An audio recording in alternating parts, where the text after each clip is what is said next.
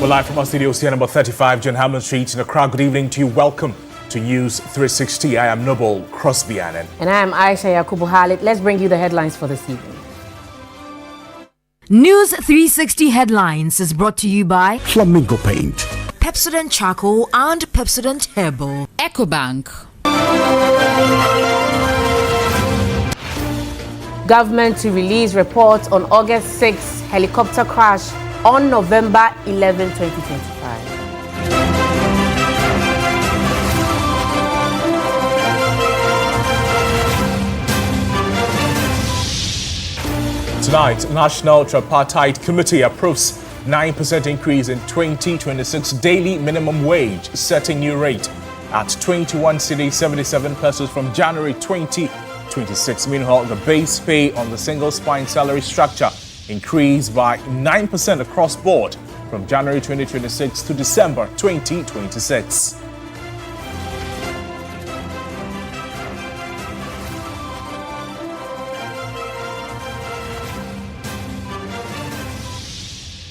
Later, we have a story about the pioneering AI-powered heart failure detection study by Ghanaian cardiologists.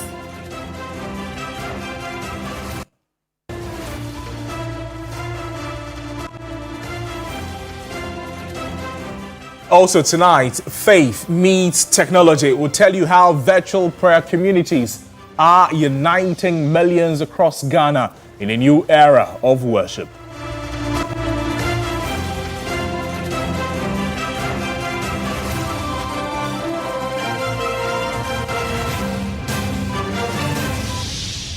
In international news, Ugandan President Yoweri Museveni acknowledges for the first time that 2 Kenyan activists were secretly held for 5 weeks.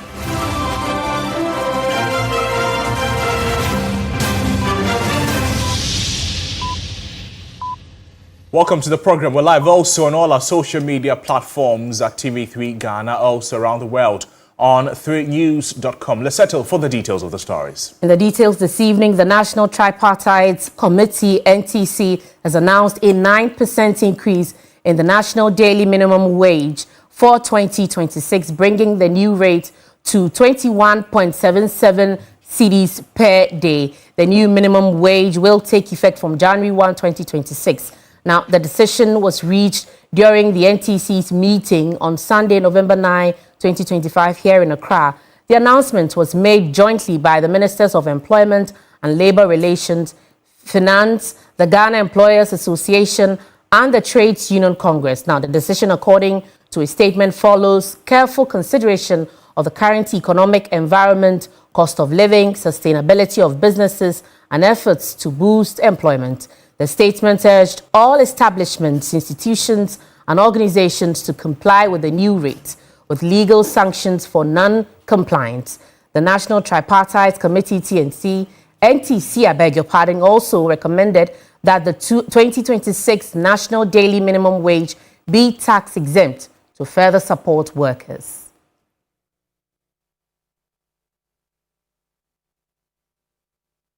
Meanwhile, the government of Ghana and organized labor have reached an agreement on the 2026 base pay for public service workers under the single spine salary structure. The agreement was formally signed on November 9 by Chief Executive of the Fair Wages and Salaries Commission, Dr. George Smith Graham, and Secretary General of the Trades Union Congress, Joshua Ansa, in the presence of key officials. Negotiated under the Public Services Joint Standing Negotiating Committee, it provides a 9% across-the-board increase effective from January 1, 2026 through to December 2026. The government, represented by the Fair Wages and Salaries Commission and the Ministry of Finance, committed to further discussions with unions regarding outstanding conditions of service. Now, both parties also agreed to regularly engage on the management of the economy.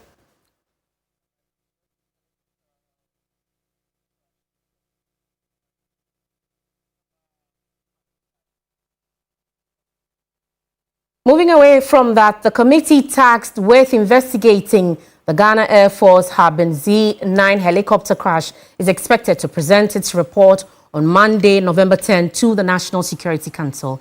According to the Minister of Government Communications, Felix Kwachiofosu, the details of the report will subsequently be made public at a media briefing on Tuesday.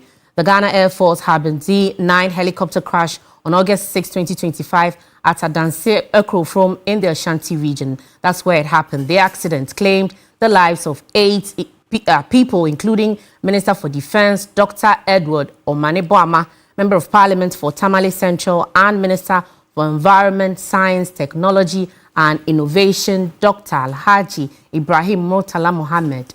The rest are Acting Deputy National Security Coordinator Alhaji Muniri Mohammed, Vice Chairman of the National Democratic Congress, Dr. Samuel Sapong, former parliamentary candidate and Deputy NADMO Director Samuel Abaje. The military personnel who also died in the crash are Wing Commander Peter Bafemi Anala, who was the pilot, Flight Lieutenant Manning Chum Ampedu, and Flight Sergeant Ernest Adu Menta.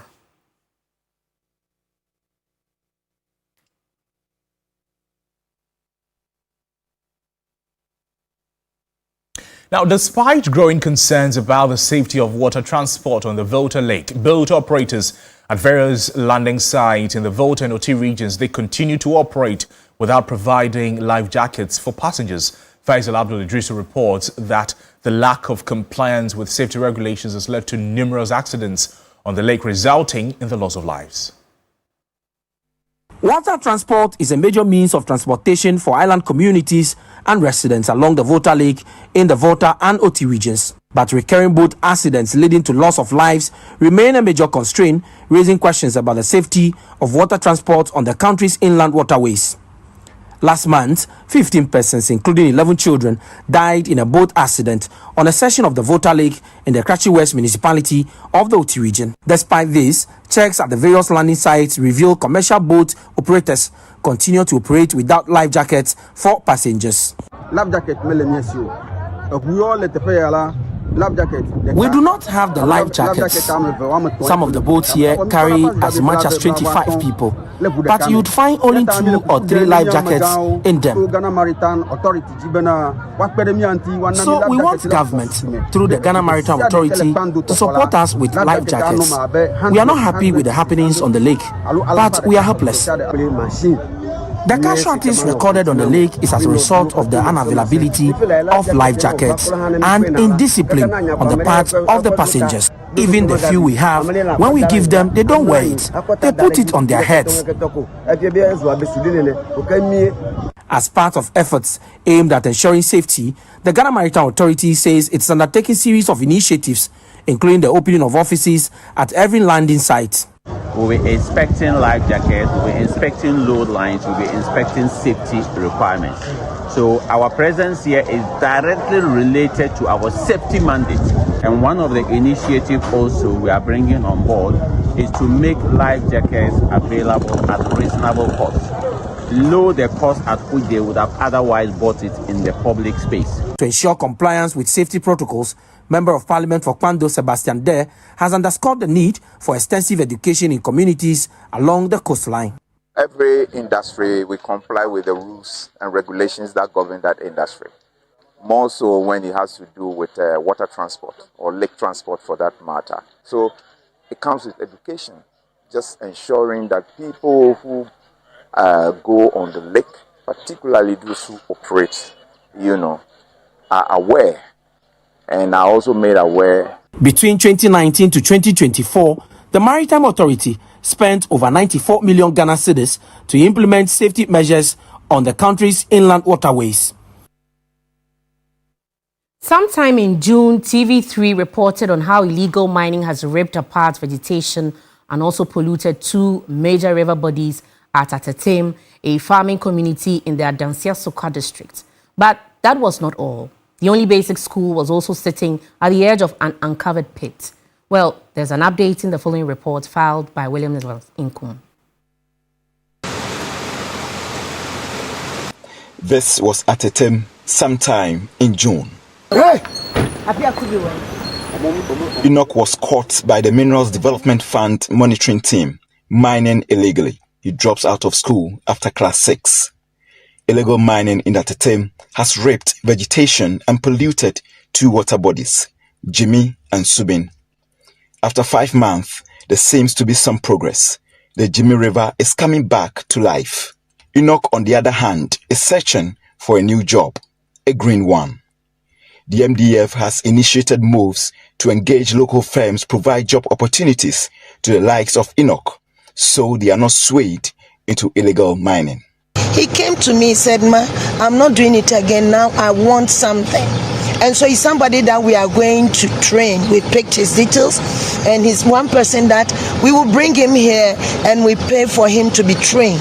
The owner of this establishment was once upon a time a small-scale miner, was once upon a time an illegal miner, was once upon a time into this activity that has now become like a chronic disease for our nation. And any chronic disease, I've always been saying it, as a doctor, I always will go back to that, say you cannot treat a chronic disease with an acute protocol. And so if you are going to do it, with a chronic protocol, then it means that as you push them, you give them a better exit. A distraction everywhere and becoming recurrent in forest zones. Behind the Atetem DA Basic School, a deep life-threatening pit has entrapped a 3-unit classroom block, sheltering hundreds of children. These children are exposed to the ruins and horrors of illegal mining echoed in their thoughts. As the administrator of the MDF presents educational materials to the Atetem DA school, she recalls a moment one of these kids asked for a gun instead of a book. During my interaction with the kids the last time I came here, I asked them what they needed. One kid mentioned a gun. So I said, I don't have a toy gun. But he said, no, mommy, I want the big gun they use. It was then I realized the kids have been exposed to the dangers of galamsey. William Evans Inkum, TV3 News, Atetem. Now, the National Inter-Ministerial Committee on Illegal Mining, NIMAS, has raided an illegal mining site at Besiasi in the Ayeswano district of the Eastern region. The NIMAS team arrested the site's galamsey kingpin responsible for blocking and polluting the Ayensu River. According to the NIMAS task force, the suspect arrived at the site armed with a pistol and attempted to bribe officials with 100,000 cedis to avoid arrest. The bribery, the cash alongside galamsey equipment was seized and the illegal mining operations were shut down immediately. The action is part of ongoing efforts to curb illegal mining activities and protect Ghana's water bodies from pollution. And NIMAS added that investigations are ongoing and those involved in illegal operations will face the full force of the law.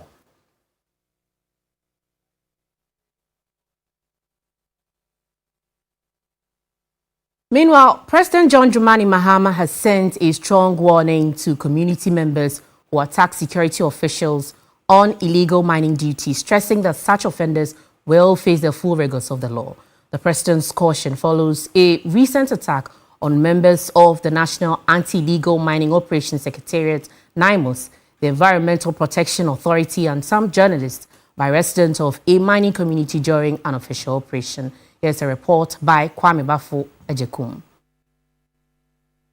Speaking at the 29th Ghana Journalists Association Awards held in Kumasi, President Mahama described the attacks as unacceptable. He warned that the government will not relent in its fight against illegal mining, which continues to destroy the nation's water bodies and environment. The fight against illegal mining is complex and challenging.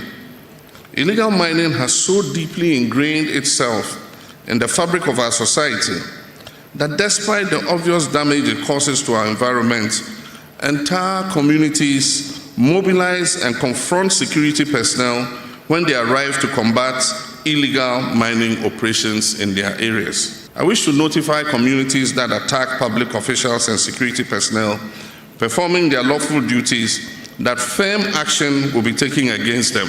Upon receipt of the news, I instructed the Chief of Staff to contact the journalists who were injured to check on their health and assist with settling any hospital bills incurred. The president of the Ghana Journalists Association, Albert Jumfo, called on the executive to consider establishing a special court to speed up the trial of illegal mining offenders as a deterrent to others. We know recently there was a meeting with the president and the auditor general on corruption. We want the same meeting to be held, so special court can be created for Galamsey. So Galamsey cases can be heard daily, on daily basis, so that perpetrators will face the full rigors of the law. The time has come for a bold, symbolic step, one that communicates to Ghanaians and to the world that this government is fully committed to winning the war against Galamsey. Speaking at the event, the acting Chief Justice, His Lordship Justice Paul Bafuboni, emphasized the need for a strong and strategic partnership among the executive, legislature, judiciary, media and civil society organizations to sustain the fight against illegal mining. Galamsey represents a deeper wound, a failure of collective responsibility. The fight against environmental degradation cannot be waged in silos. Each arm of government and each institution must perform its constitutional role with integrity, accountability, and respect for the rule of law. When the media operates with responsibility, the judiciary with impartiality, and the executive with transparency, the foundation of our democracy remains firm and unshakable. The 29th GJ Awards celebrated excellence in journalism under the theme Safeguarding Ghana's Future, the role of the media in promoting peace, security, and the fight against Galamsey. Away from that to the health arena, in a groundbreaking study, a team of Ghanaian cardiologists have used artificial intelligence to listen to the heart and detect heart failure in under 2 minutes. The DAMSM-HF study was simultaneously published in Circulation, one of the world's top-ranked heart journals, and presented on Saturday, November 8, 2025, as a late-breaking clinical trial at the American Heart Association Scientific Sessions. Portia Gabo has more. This is not an ordinary stethoscope. The original stethoscope, invented in 1816, allows healthcare professionals to only hear internal sounds of a patient's body.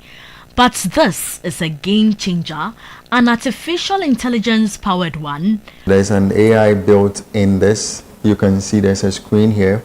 So if a patient came to the hospital, complained about the usual symptoms that attend heart failure, then whoever is there, if it's a nurse, whoever has been trained to do that, would then put the stethoscope on your chest. The screen will display a number of things. One, it will display the heart rate. If your rhythm is abnormal, you don't beat regularly to do that.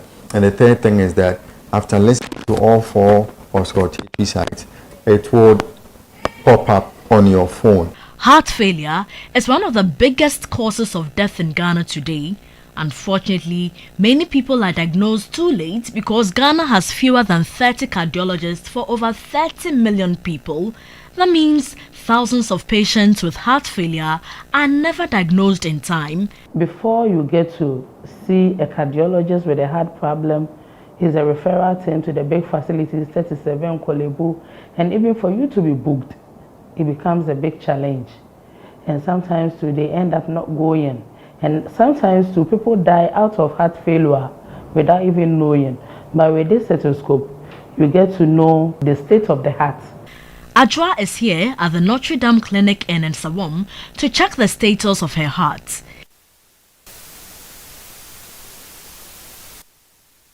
The AI-powered stethoscope is connected to a phone app that records heart sounds and lets AI analyze them instantly to see if the heart might be weak.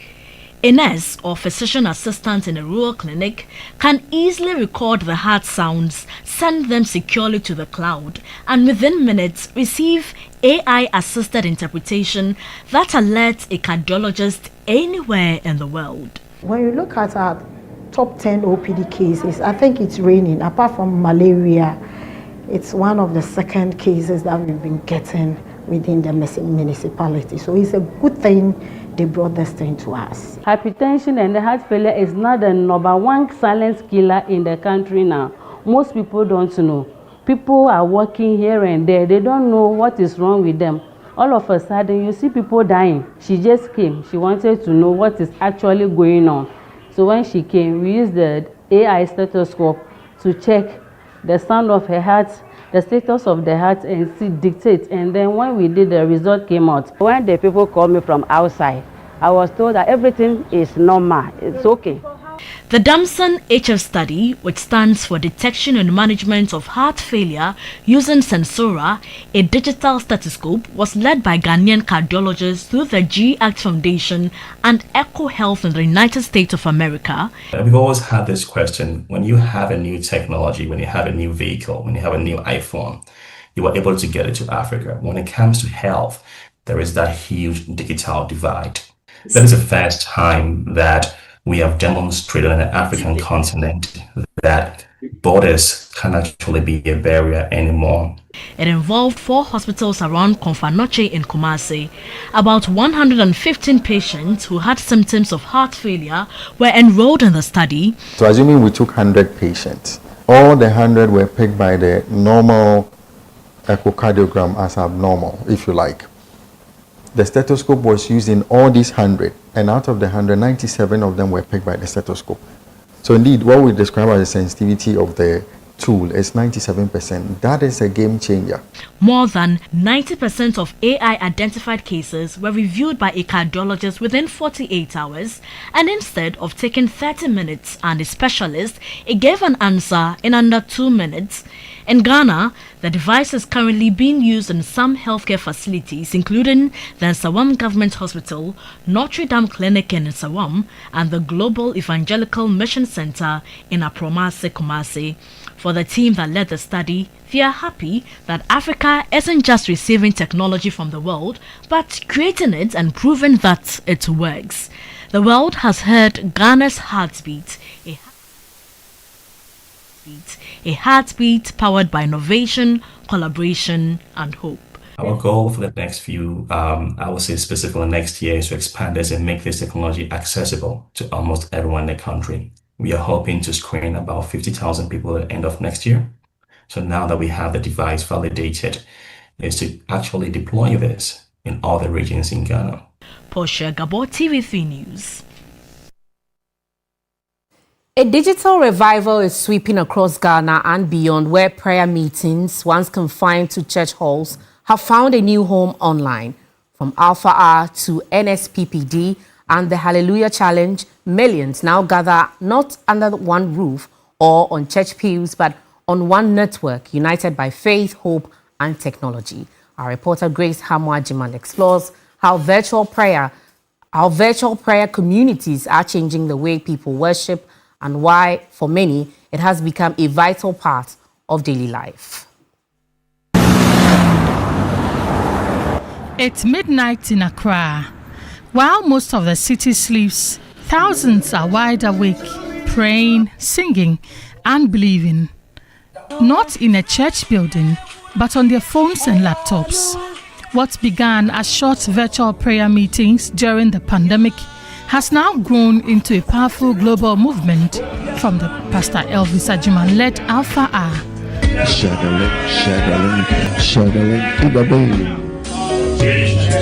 To Nigeria's NSPPD, hosted by Pastor Jerry Eze. If you want to keep back your testimony, let your vision be restored. And gospel minister and singer Nathaniel Bassey leading a legend worshippers in the Hallelujah Challenge. These platforms have come to stay and their members are consistent. You may know Dr. Anna Bisiu as a brazen politician, but she's also a staunch online member of NSPPD, having joined the platform since 2023. Earlier this year, she shared a testimony of how her prayer for marital settlement was answered on the platform, and for her, it was a divine orchestration. When I chancelled NSPPD, I took my pen and paper and wrote my husband's name. And I said, God, if this man, you created me for this man, then on this day, and I gave God a date, November. This was in August. I gave God a date, November. I said, God, I want to see all these signs. Then now I will know that, yes, this is you. This is you. She's not the only known face who participates on these platforms. Ghana's Electoral Commission Chair, Jean Mensah, was seen ushering at the Ghana NSPPD conference at the Accra Sports Stadium. This young lady came here with a pain in her shoulder, but even before you ask that they should do what they haven't done before. It's midday, and 64-year-old Margaret Menubia has joined the afternoon rebroadcast of Alpha Hour. She has been on the platform in the last 2 years and has not missed an episode. It doesn't affect work in any way. You see, the whole thing is if you are consistent, it becomes part of you. Whether you want to wake up or not, your eyes are open. You have to go and pray. Then when you finish, then you sleep off. When you wake up in the morning, then off you go. So I don't see, it's just those who do not like it. That's why they are complaining that it affects productivity. It doesn't in any way. She tells me the healing she received on the platform has convinced her to stay. It's not coincidence. So I've been praying about the Lord, I need healing because I can't continue taking medicine every time. I've been on high blood pressure medicine since 2015. Then about 2 months ago, I went checking my pressure. It has even gone lower than 120. So I went to the doctor. The doctor said, stop taking the pressure medicine. My pressure has stabilized. I don't take any medicine again on. These platforms have large following. Dressed Like a Miracle, a popular feature on Hallelujah Challenge on October 22, pulled over 3 million live viewers only on YouTube. Alpha Hour on a daily basis does between 100 to 120,000 people, while NSPPD pulls between 300 to 600,000 viewers on every episode. But can these platforms threaten the traditional church? It's a threat to big churches. We go to church looking for miracles, looking for quick results. And these prayer meetings online and stuff give people this instant kind of thing. You see people sharing testimonies, people talking about, oh, overnight I got a job, I got married, all sorts of testimonies. So people get into that. And it's very attractive. But the Christian Council of Ghana disagrees. The vice chair of the council, Reverend Enoch Thompson, argues that these platforms have come to stay and the traditional church must adapt. Digital space has become another option, and it will not replace what has existed traditionally. It will come to complement what has been there, and would be a factor in our Christian expression until Jesus comes. Reverend Thompson advocates balance and vigilance on these platforms, as not everyone online has holy intentions. It gets worse with technology because then faceless people hide behind their skills and knowledge of the technical space and then abuse people and abuse them in terms of taking away their resources and all of that. So what is needed is education of our members. Let them know what is safe and what is not safe in the media space. So whether you are sharing the link on Alpha Hour to Dress Like a Miracle on Hallelujah Challenge because you believe what God cannot do does not exist, technology is affecting every aspect of life, even accessibility to God, either by a click or just a tap on your phone. You just have to choose what works for you. Grace Hamajuman, CV3 News, Accra. You're watching News 360. When we come back from the break, we'll tell you how that same technology is pushing some traditional jobs out of the market. Blacksmithing, typewriting, and all of that. Stay with us here on TV3.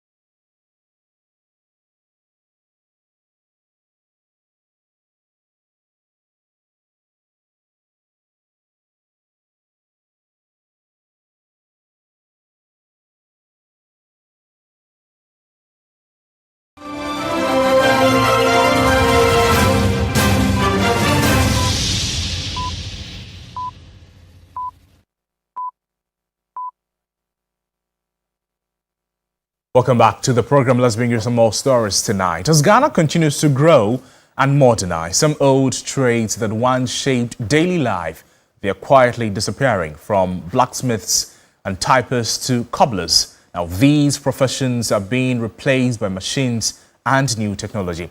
But while some are giving up, others are finding ways to adapt. Ayisha Yakubu takes us to meet a few of the people trying to hold on or evolve as their jobs face extinction. At the heart of every Ghanaian community once stood tradesmen and women whose skills powered daily life. These traditional professionals, like the blacksmith, the cobbler, typewriters, and others, seem to be fading fast.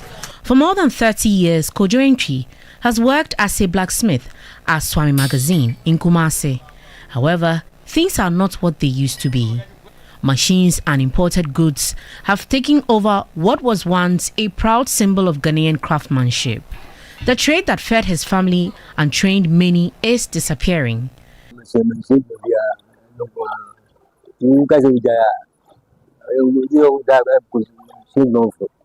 That is the only trade that I know, so I cannot give up on it.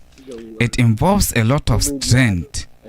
And the new generation, they may not be able to handle the stress and they want quick money. So we cannot even teach them. We used to enjoy the job in the past, but it is no longer that way.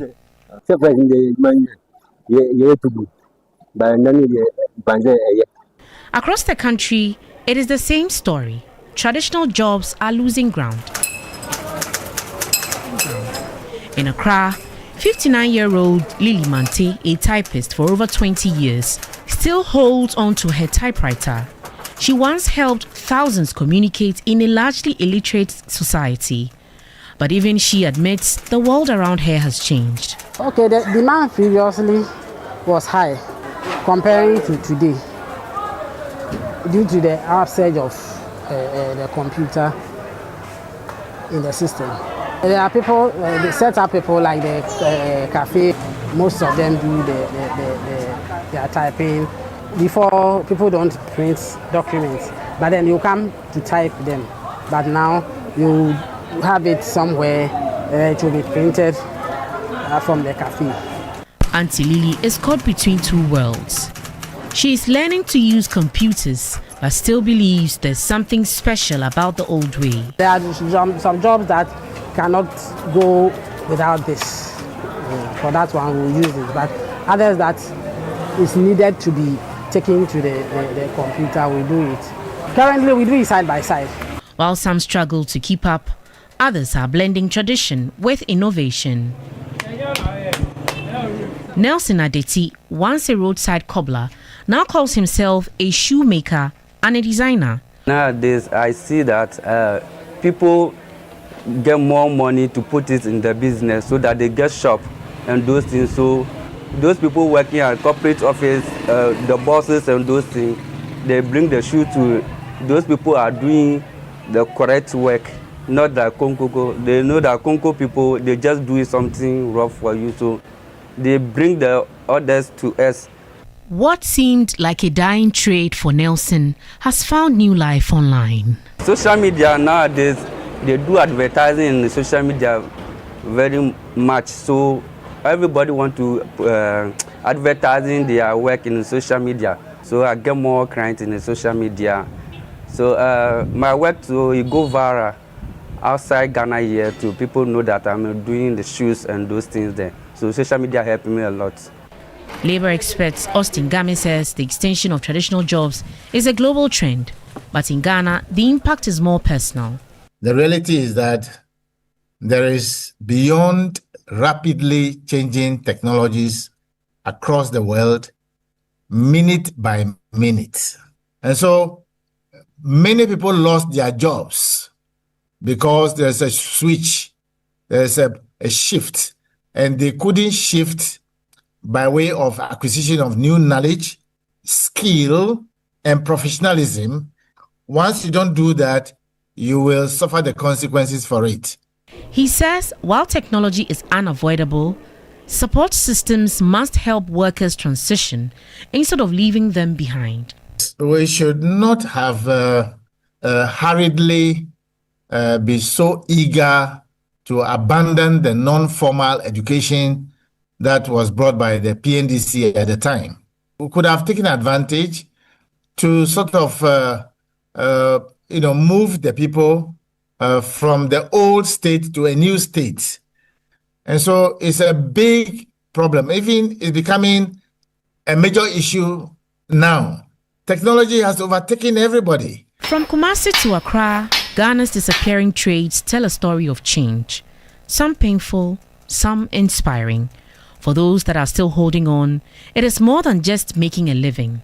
It is about keeping alive the skills that once built this nation, even as the world moves on. Ayisha Yakubu Khalid, TV3 News.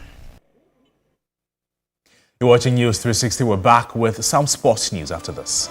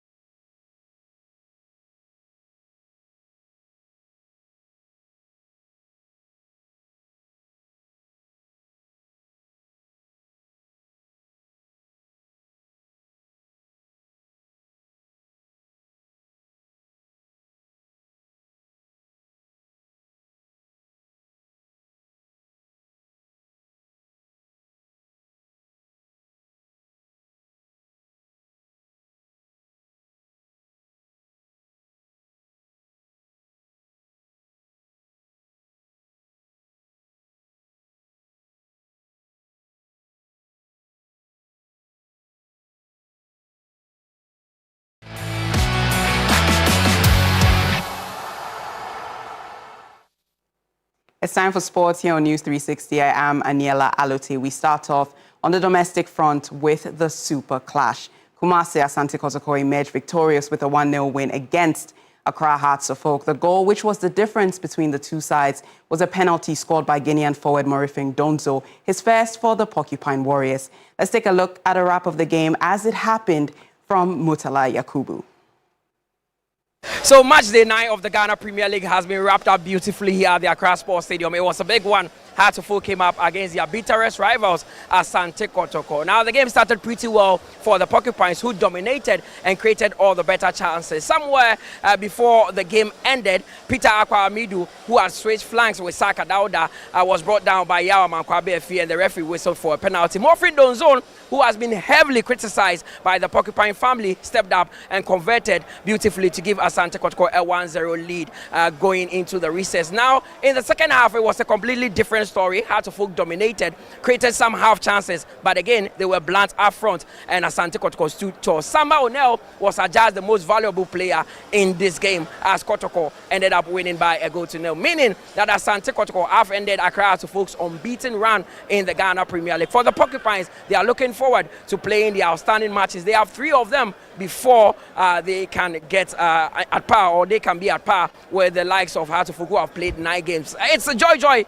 for Asante Kotoko and their head coach Karim Zito, who says that he set up specifically to ensure that they end Hearts of Oak's unbeaten run. We still maintain our unbeaten record, not against any other team but Accra Hearts of Oak. So I'm very happy we've been able to do that. Far in our away game. Already I own Kumasi supporters 2 points. Because I remember I played against Heart of Lion draw, which tells me I have to go and set for that 2 goals. So I'm very happy that I've gotten that 2 goals today. For Masud Didi Dramani and Hearts of Oak, it's a defeat, but he says that they would recover. We believe that that is the way we can change things up, and we need to be very sustainable. We need to keep it going up and down, and we believe in what we are doing. I think that we are playing one of the best ways, and these things are normal to happen. You cannot change a concept and then you cannot bring in a new concept and then you are expecting everything to boom, just fit in. No, we will make mistakes, and we will not stop trying. Murtala Yakubu for 3 Sports at the Accra Sports Stadium. Staying on the Super Clash, with Accra Hearts of Oak defeated on home grounds at the Accra Sports Stadium, Kumasi, Asante Kotoko fans are beside themselves with excitement. Here are some reactions following the game. But here's the case, Kotoko penalty, no, penalty grandpa, fine. But I'm coming. But here's the case. Just imagine, Obia chest ball, and outside the bank. Nyoma say, and I'm young queen. And grab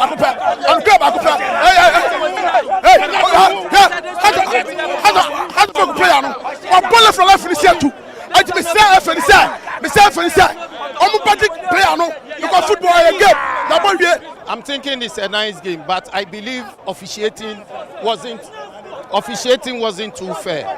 So the referees should back up, because this brings our game down. The attitude of referees, people don't understand me. The multi-question that I'm asking, that why is that at the end of the day or at the end of the game, all the policemen will rush to the field? What I want to see from Didi Dramani, I've seen. Complete game. My problem is we grew up to watch Ghana Premier League.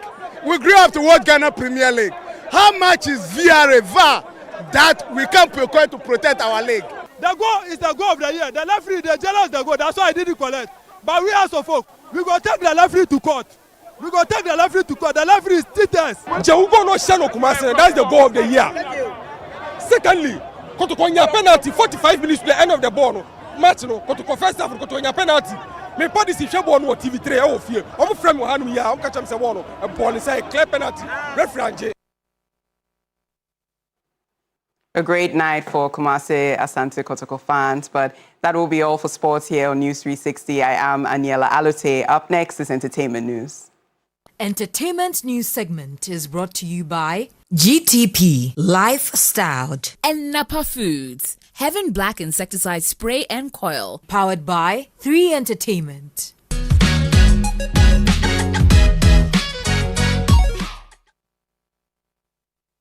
Let's now bring you some interesting tidbits from the entertainment circles.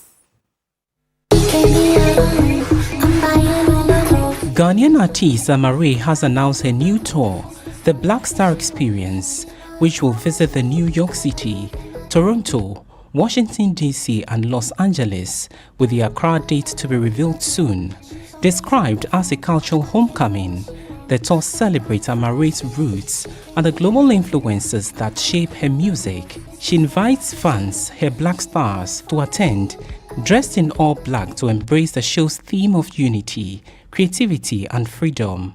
Tickets are now on sale, with anticipation for the Accra performance. Weeks after being crowned the winner of the coveted GMB title, reigning Queen Etonam has officially begun her thank you tour.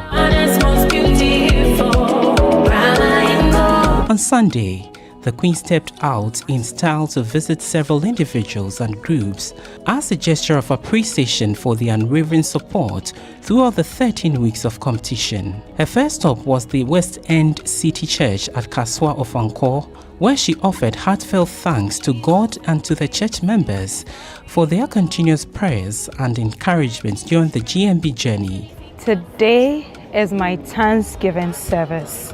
I came to give thanks to the one who is the center of my attention, my life, my everything, God the Most High. And when I came to church, the reception, overwhelming, it was welcoming. And I am glad that I came back to the one who started with me and finished with me. And my pastors, my bishop, the church members, the Great Commission choir were so, overwhelmingly welcoming, and I'm grateful. I am happy that I've been able to come back to give thanks to God who started with me. Etonam is also expected to host a grand homecoming event in the coming weeks to celebrate this milestone with her community.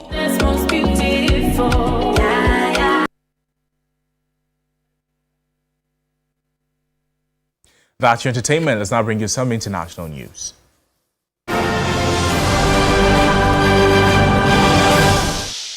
Ugandan President Yoweri Museveni has for the first time acknowledged that 2 Kenyan activists who were missing in his country for 5 weeks had been arrested. Last month, eyewitnesses reported seeing Bob Njani and Nicolas Zoyo being forced into a car by masked uniformed men after a political event where they were supporting Ugandan opposition leader Bobi Wine. News of their release was confirmed on Saturday, but up to that point, the authorities had denied that they were being detained. In a live interview on Saturday evening, Museveni described the 2 men as experts in riots, who had then been put in the fridge for some days. Kenya's Foreign Minister Musalia Mudavadi said their release followed sustained diplomatic engagements between Kenya and Uganda. Syrian President Ahmed Sharaa has arrived in Washington for an official visit, just 2 days after the U.S. formally revoked his status as a specially designated global terrorist. The former Islamist militant will meet U.S. President Donald Trump at the White House on Monday, 11 months after his rebel alliance ousted Bashar al-Assad. Hours after his arrival in the U.S. Capitol, it was announced that Syrian security services had detained dozens of suspected members of the so-called Islamic State group. Joint efforts to tackle what remains of the group in Syria are expected to be high on the agenda during Shara's talks with Trump.